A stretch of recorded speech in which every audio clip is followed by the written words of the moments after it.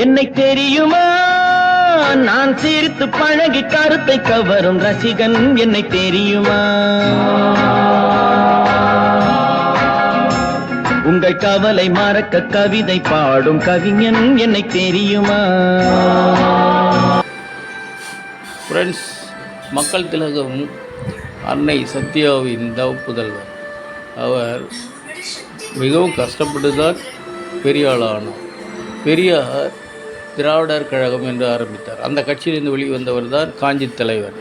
காஞ்சி தலைவர் அறிஞர் அண்ணா அவர்கள் திமுக என்று திராவிட முன்னேற்ற கழகம் என்று கட்சி ஆரம்பித்தார். அதில் இருந்து வெளியே நீக்கப்பட்டவர் தான் மக்கள் திலகம் எம்ஜிஆர் அவர்கள்.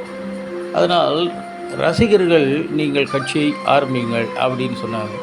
அம்மாதிரி ஆரம்பித்த கட்சி தான் அண்ணாவின் திமுக.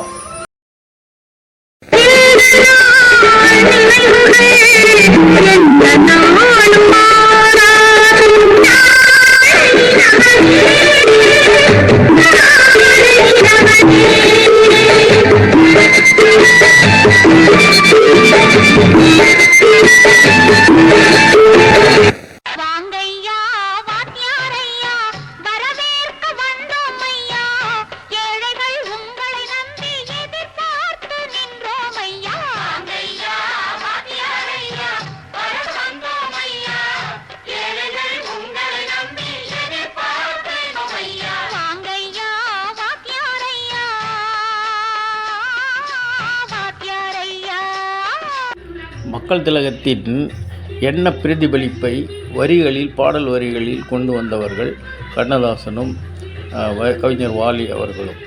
அதில் முத்துலிங்கம், பட்டுக்கோட்டை கல்யாணசுந்தரம், மருதகாசி, அவினாசி மணி போன்ற உடுமலை நாராயணகவி இவர்கள் எல்லாம் மிகச்சிறந்த பாடலாசிரியர்கள். மக்கள் திலகத்தின் கருத்துக்களை உள்வாங்கிக் கொண்டு வரிகளை கொண்டு வந்தவர்கள், வரிகளில் வார்த்தைகளை கொண்டு வந்தவர்கள். அதனால் மக்கள் திலகம் பாடல்கள் மிகச்சிறந்த எதிர்பார்ப்பை மக்களிடையே உருவாக்கின.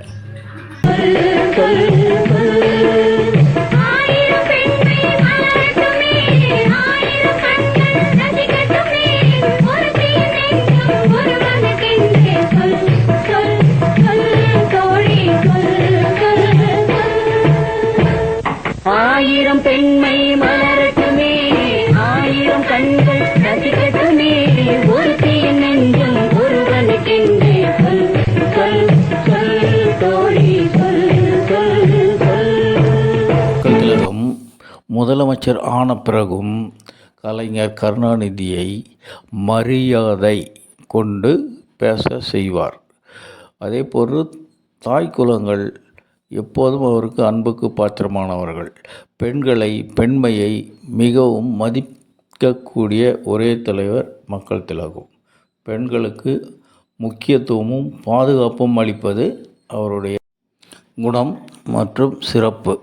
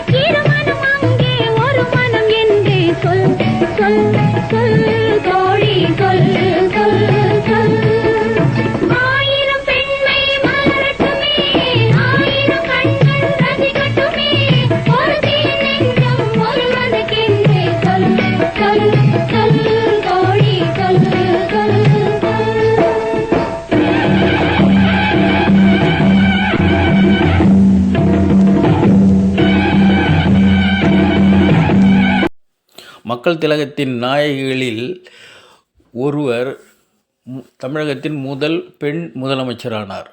அடுத்த ஒரு நாயகி மக்கள் திலகத்தின் கட்சியை காப்பாற்றி ஆட்சியை பிடித்து முதலமைச்சரானார்.